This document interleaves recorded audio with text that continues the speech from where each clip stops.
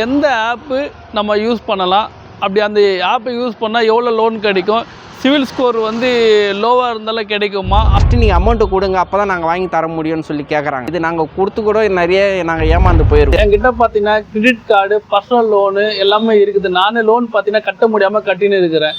இதெல்லாம் அடைக்கிற மாதிரி ஒரு லோன் இருக்குதா? அது உண்மையா பொய்யா?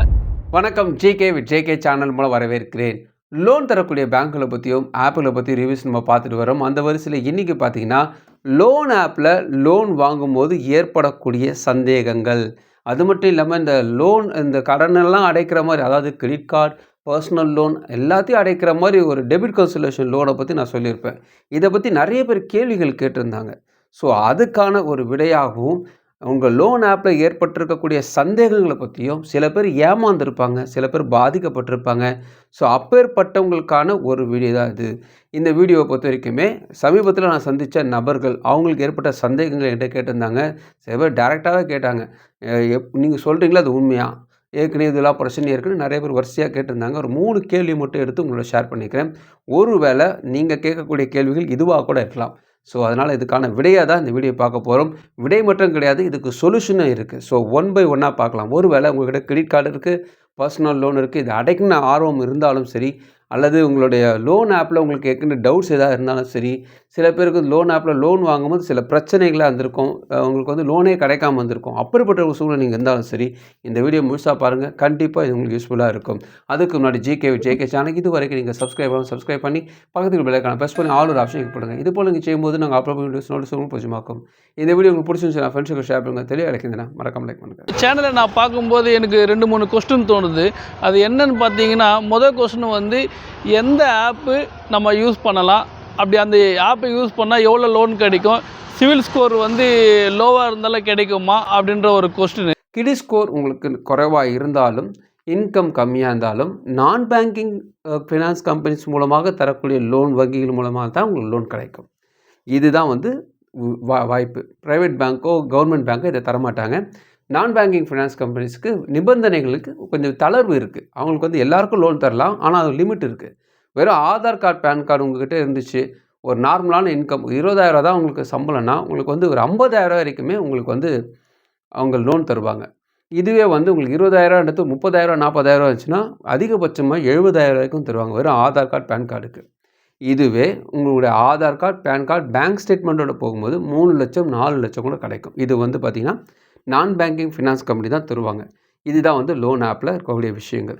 இப்போ இந்த லோன் ஆப்பில் எது பெஸ்ட்டாக இருக்கும் அப்படி பார்த்தீங்கன்னா, ப்ளே ஸ்டோரில் போய் செக் பண்ணும்போது பார்த்தீங்கன்னா ஃபஸ்ட்டு ஸ்டார் ரேட்டிங் வைஸ் தான் பார்ப்பாங்க. அதனால் ஸ்டார் ரேட்டிங் வைஸ் எப்போவுமே கண்ணில் வச்சுக்காதீங்க.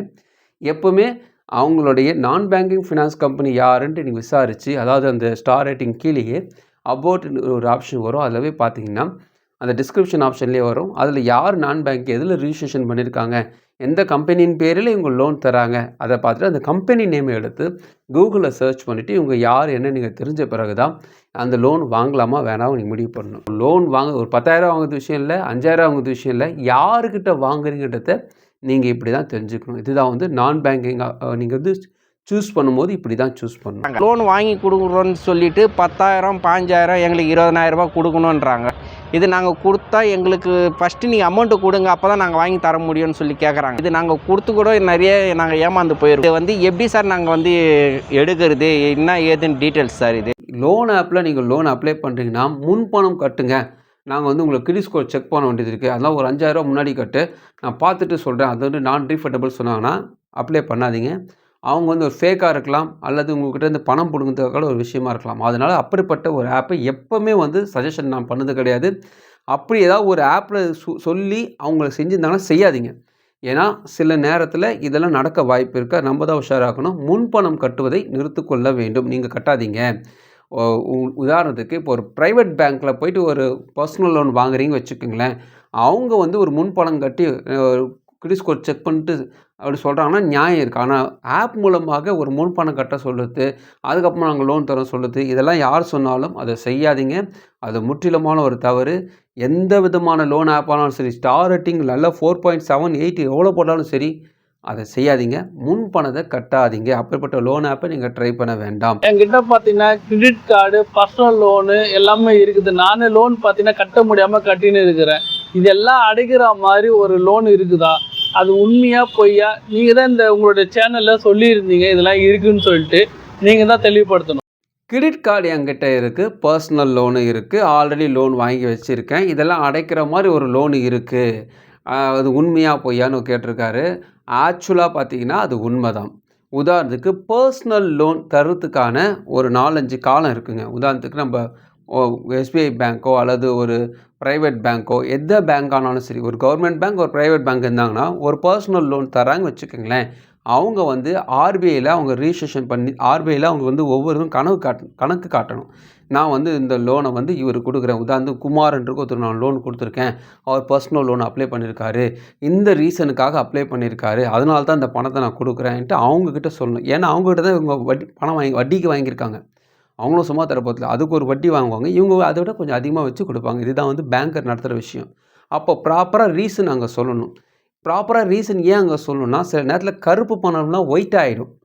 புரிஞ்சிருக்குன்னு நினைக்கிறேன். அதனால தான் எந்த ரீசனும் வந்து ஆர்பிஐக்கிட்ட சொல்லணும். யாருக்கு ஒரு 10 ரூபா தரத்தா இருந்தாலும் ஆர்பிஐக்கு தெரியாமல் நம்ம வந்து பேங்கர் லோன் தர முடியாது. அதனால் பர்சனல் லோனில் சில ரீசன்ஸோடு தான் லோன் தருவாங்க. ப்ரைவேட் பேங்க், கவர்மெண்ட் பேங்க் அதுக்கு ரெஸ்ட்ரிக்ஷனோடு செயல்படுவாங்க. ஆனால் இந்த நான் பேங்கிங் ஃபினான்ஸ் கம்பெனிஸ் என்ன பண்ணுவாங்கன்னா, எக்ஸ்ட்ரா 4-5 ஆட் பண்ணிடுவாங்க. அதுக்கும் வந்து ரெஸ்ட்ரிக்ஷன் கேட்டு வாங்கிட்டு உங்களுக்கு எல்லா கடனும் அடைக்கிற மாதிரி ஆப்ஷன்ஸ் இருக்குது, நாங்கள் உங்களுக்கு லோன் தரோம், இதன் பிறகு நாங்கள் லோன் தர போகிறோன்ட்டு அங்கே கேட்டுட்டு நாங்கள் எதுக்கும் ஆப்ஷன்ஸ் கொடுங்கன்ட்டு அவங்களுக்கு கொஞ்சம் தளர்வு ஏற்படுத்திப்பாங்க. பர்சனல் லோன் வாங்கும்போது அது ரீசனுக்காக என்னென்ன கொடுப்பாங்கன்னா, கடன் அடைக்கிறதுக்காக லோன் தருது, கிரெடிட் கார்டு அடைக்கிறதுக்காக லோன் தருது, வீட்டு அடமானங்கள் லோன் தருது, அதுபோல் சில விஷயங்கள், அதாவது ஓல்டு கார் வாங்குறதுக்கு லோன் தருது, ஓல்டு பைக் வாங்குறதுக்கு லோன் தருது. இதெல்லாம் வந்து பார்த்திங்கன்னா நான் பேங்கிங் ஃபினான்ஸ் கம்பெனிஸில் தான் மோஸ்ட் இருக்கும். ஸோ அப்பேற்பட்ட ஒரு லோன் வாய்ப்பு தான் டெபிட் கன்சல்டேஷன், அதாவது கடன் அடைக்க கடன். இந்த டெபிட் கன்சல்டேஷன் லோன் நான் பேங்கிங் ஃபினான்ஸ் கம்பெனிஸ் தான் நிறைய பேர் தராங்க. ஸோ அந்த லோனை பற்றி தான் உங்களோட ஷேர் பண்ணியிருக்கேன். ஆல்ரெடி உங்கள்கிட்ட பர்சனல் லோன், கிரெடிட் கார்டு எல்லாம் வச்சுருக்கீங்க, அதை சமாளிக்க முடியாமல் கஷ்டத்தில் இருக்கீங்க, மாதம் ஒரு 20,000 வந்து வட்டி கட்டுறதுக்கே போயிடுது, இஎம்ஐ கட்டுறதுக்கே போயிடுது, என்ன பண்ணலான்னு நீங்கள் சூழ்நிலை இருந்தீங்கன்னா, நீங்கள் இந்த டெபிட் கன்சல்டேஷன் லோனை வாங்கி அதை அடைச்சிட்டு 20,000 கட்ட வேண்டிய இடத்துல ஜஸ்ட் ஒரு 15,000 14,000 கட்டுற மாதிரி இஎம்ஐ பிரித்து கட்டிக்கலாம். இந்த debit consultation loan IDFC first bank தராங்க, பஜாஜ் ஃபைனான்ஸ் தராங்க, உங்களுக்கு ஹீரோ பின்கார்ப் அவங்க கூட லோன் தராங்க. இன்னும் நிறைய விதமான நான் பேங்கிங் ஃபினான்ஸ் கம்பெனிஸ்லாம் வந்து இந்த லோனை தராங்க. ஸோ இதுதான் வந்து டெபிட் கன்சல்டேஷன் லோன். இந்த லோனுக்கு இப்படி தான் தராங்க, இது உண்மை. லோன் கிடைக்கும். நான் பேங்கிங் ஃபினான்ஸ் கம்பெனிஸில் இந்த ஆப்ஷன்ஸ் இருக்குது. முக்கியமாக அவங்க எலிஜிபிலிட்டி பார்க்கறது உங்களுக்கு இன்கம் நல்ல இன்கம்மாக இருக்கணும், அதாவது அவங்ககிட்ட லோன் வாங்கி கட்டுற அளவுக்கு இன்கம் இருக்கணும். ரெண்டாவது, ஏற்கனவே வாங்கியிருக்க லோன் கிரெடிட் கார்டெலாம் வச்சு சமாளிக்க முடியாமல் வச்சுருக்கீங்க இல்லையா, எதுலேயும் டிஃபால்ட்டோ அல்லது கட்டாமல் விட்டுறதோ இந்த பிரச்சனையே இல்லாமல் எப்படியோ சமாளிச்சிட்ருக்கீங்க, ஆனால் ப்ராப்பராக வச்சுருந்தீங்கன்னா உங்களுக்கு இந்த லோன் கிடைக்க வாய்ப்பு இருக்குது. ஸோ அந்த லோன் கிடைக்குங்க, அது எல்லாருக்கும் கிடைக்கும், வாய்ப்பு இருக்குது. நீங்கள் தேடணும், கண்டுபிடிக்கணும், பேங்க்கிற்கு ஏறி இறங்கணும். அப்போ தான் இந்த பிரச்சனைலேருந்து நீங்கள் வெளியேற முடியும். கிரெடிட் கார்டை க்ளோஸ் பண்ணுறதுக்கு லோன் இருக்குங்க, அதுக்கு ஆப்ஷன்ஸ் இருக்குது. நான் அந்த லோன் வாங்கி அடைச்சிருக்கேன், அதை பற்றி வீடியோ நான் போட்டிருக்கேன். அதனால் இதுக்கெலாம் ஆப்ஷன்ஸ் இருக்குது. அப்படிப்பட்ட ஒரு லோனு இருக்குது, உங்களால் அந்த கடனை அடைக்கவும் முடியும். நம்மளுடைய கமெண்ட் செக்ஷனில் இருந்து எடுத்த கேள்விகளும் அதுக்கப்புறமா நிறைய வெளியிலேருந்து கேட்கப்பட்ட கேள்விகள்லேருந்து எடுத்து தான் இந்த 3 விஷயத்தை உங்களுக்கு ஷேர் பண்ணியிருக்கேன். இதில் உங்களுக்கு டவுட்ஸ் இருந்தால் நீங்கள் கமெண்ட்ஸை தெரிவிக்கலாம். இந்த வீடியோ உங்களுக்கு பிரோஜனமாக நினைக்கிறேன். உங்கள் ஃப்ரெண்ட்ஸுக்கு ஷேர் பண்ண பிரோஜனமாக மறுபடியும் பார்க்கலாம். வணக்கம்.